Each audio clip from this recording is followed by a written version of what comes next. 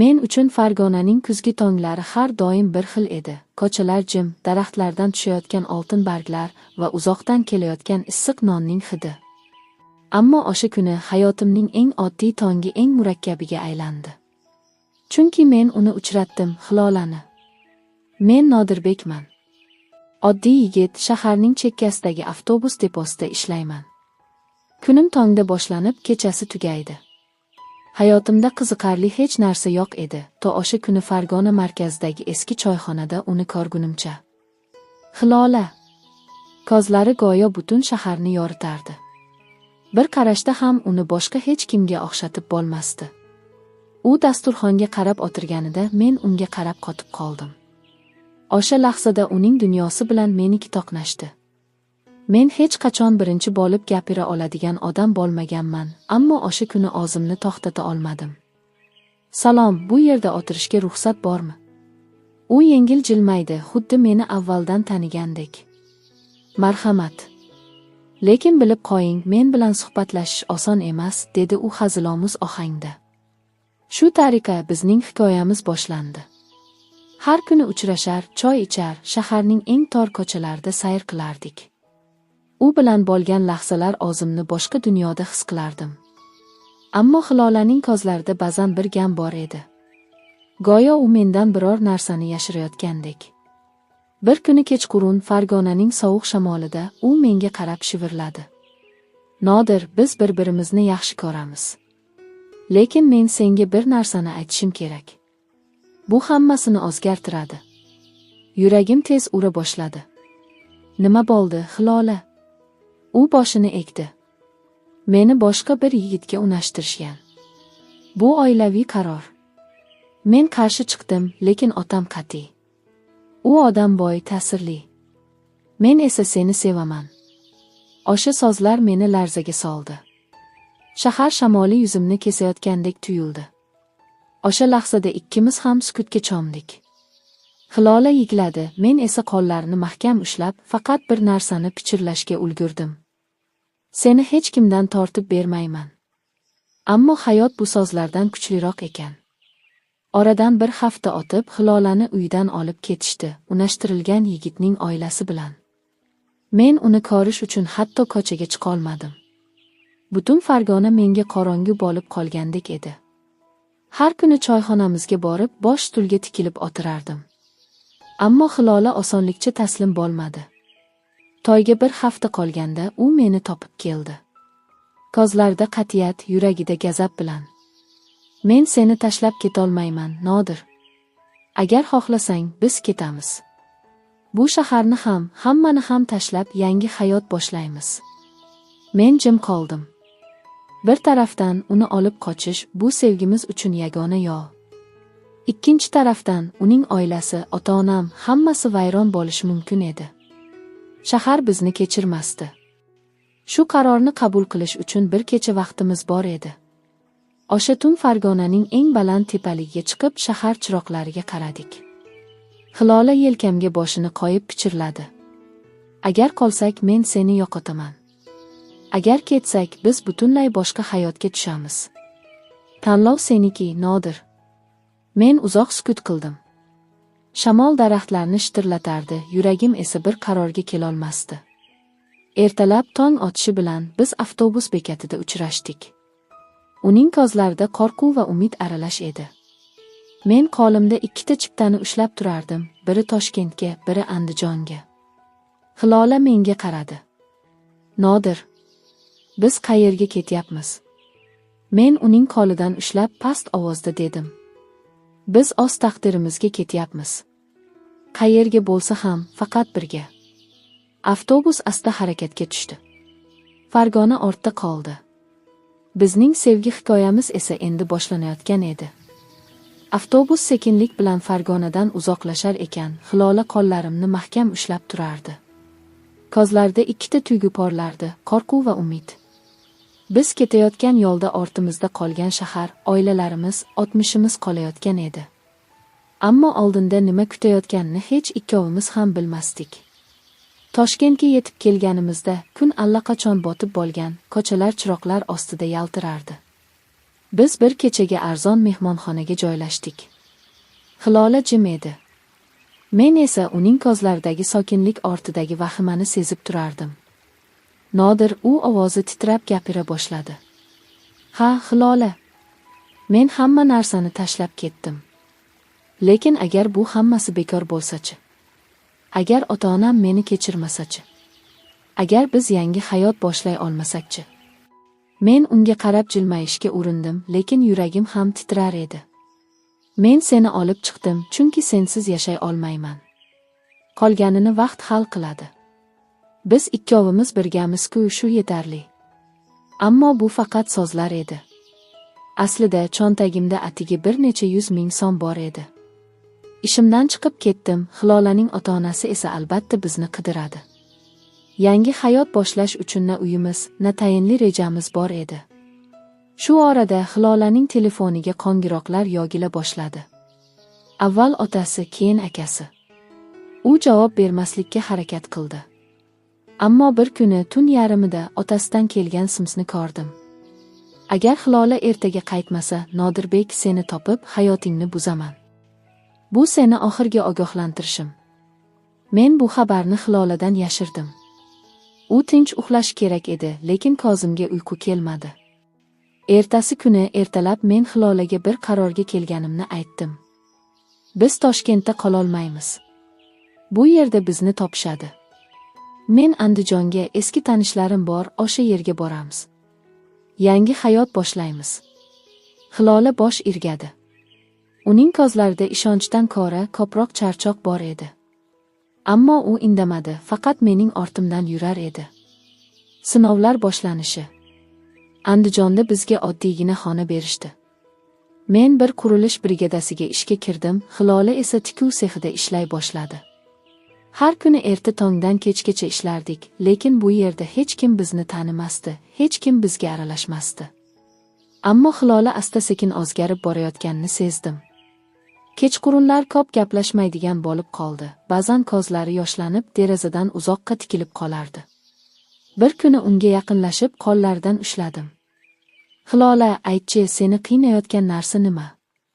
Men uchunmi, oilang uchunmi yoki? U yengil titradi, keyin asta javob berdi.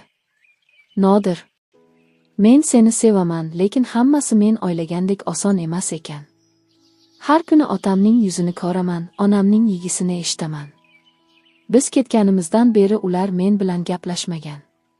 Men ba'zan o'ylab qolaman, balki biz xato qilgandirmiz. Bu so'zlar yuragimni tilkapora qildi. Lekin men uni yo'qotishni xohlamadim.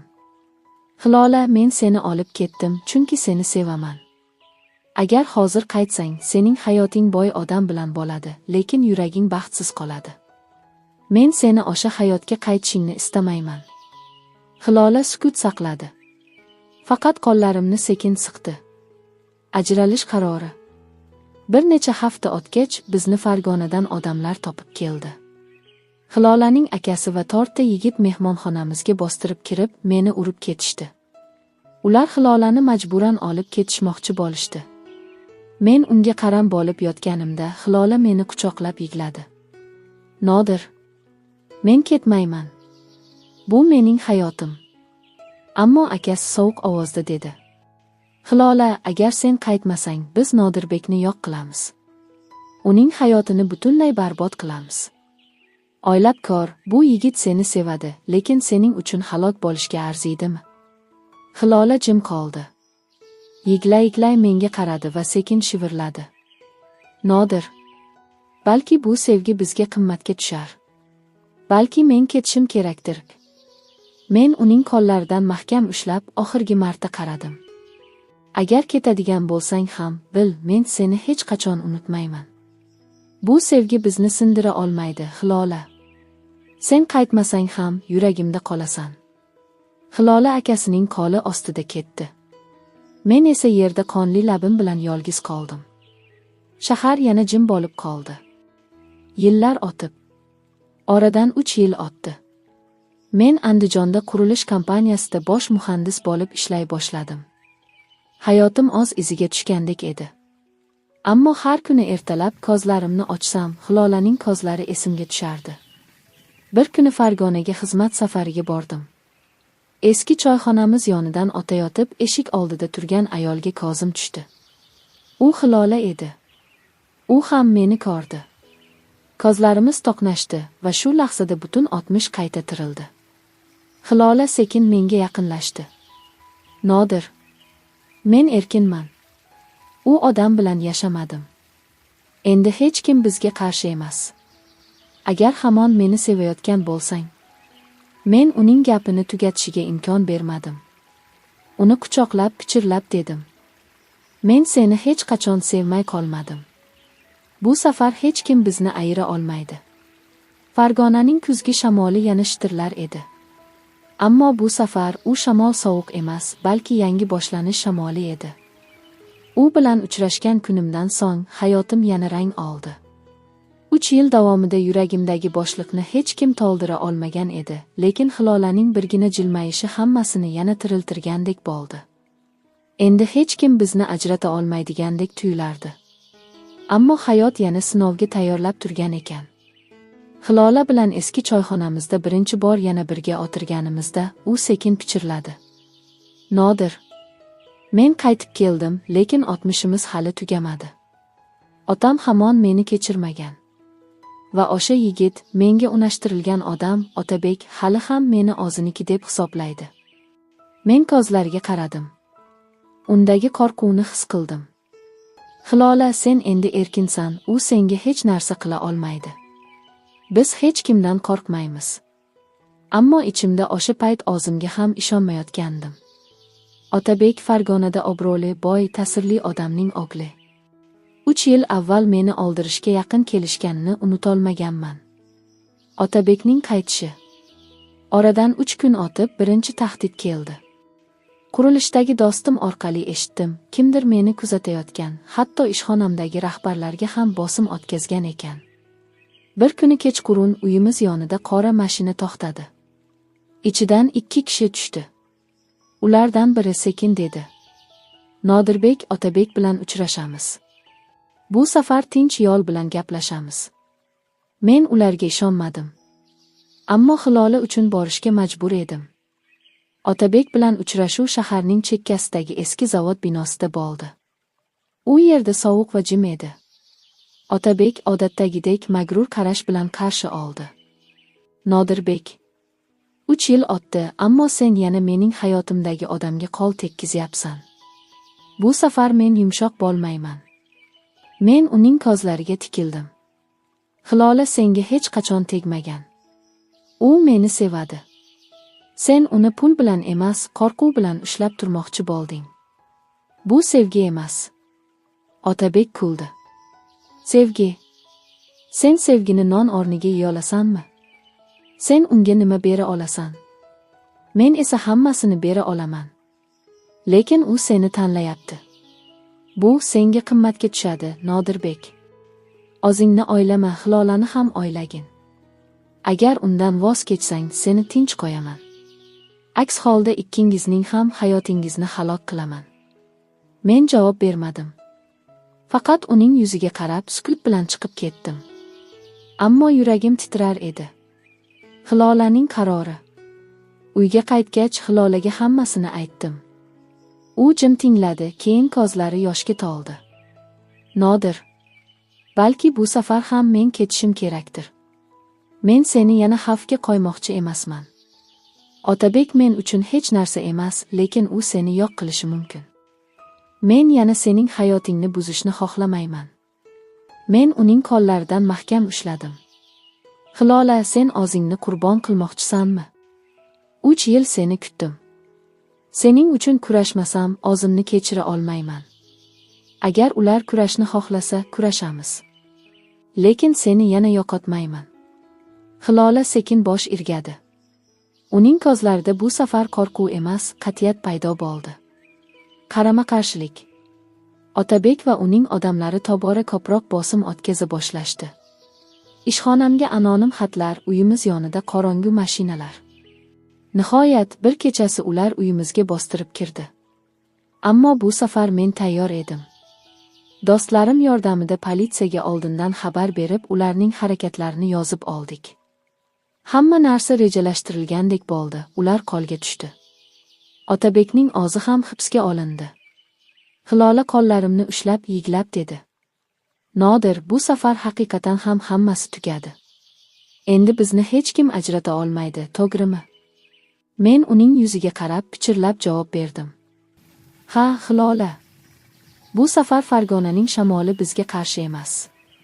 Bu safar shamol bizni ozod qiluvchi shamol. Yangi boshlanish. Otabekning oilasi sharmanda bo'lib shahardan qochib ketdi. Men va Hilola esa o'sha eski choyxonada to'yimizni o'tkazdik, aynan uchrashgan kunimiz o'tgan joyda. Butun shahar bizni tabriklashga keldi. Hilola menga qarab jilmaydi. Nodir, ko'rdingmi? 3 yil ajralish, kurash va ko'z yoshlar. Ammo oxirida biz birga qoldik.